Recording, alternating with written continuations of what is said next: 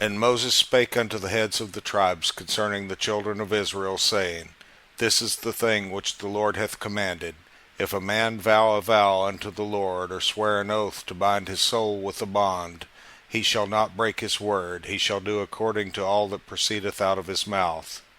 If a woman also vow a vow unto the Lord, and bind herself by a bond, being in her father's house in her youth, and her father hear her vow, and her bond wherewith she hath bound her soul, and her father shall hold his peace at her,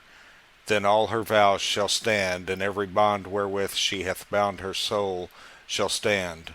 But if her father disallow her in the day that he heareth, not any of her vows or of her bonds wherewith she hath bound her soul shall stand, and the Lord shall forgive her, because her father disallowed her. And if she had at all an husband, when she vowed or uttered aught out of her lips, wherewith she bound her soul, and her husband heard it, and held his peace at her in the day that he heard it, then her vows shall stand, and her bonds wherewith she bound her soul shall stand. But if her husband disallowed her on the day that he heard it, then he shall make her vow which she vowed, and that which she uttered with her lips, wherewith she bound her soul, of none effect, and the Lord shall forgive her. But every vow of a widow and of her that is divorced, wherewith they have bound their souls, shall stand against her. And if she vowed in her husband's house, or bound her soul by a bond with an oath, and her husband heard it, and held his peace at her, and disallowed her not, then all her vows shall stand, and every bond wherewith she bound her soul shall stand.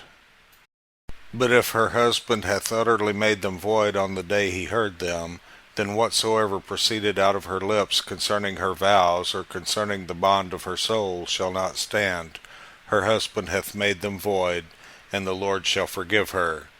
Every vow and every binding oath to afflict the soul, her husband may establish it, or her husband may make it void. But if her husband altogether hold his peace at her from day to day,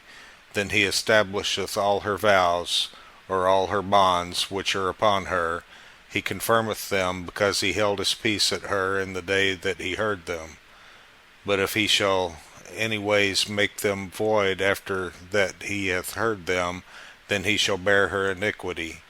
These are the statutes which the Lord commanded Moses, between a man and his wife, between the father and his daughter, being yet in her youth in her father's house.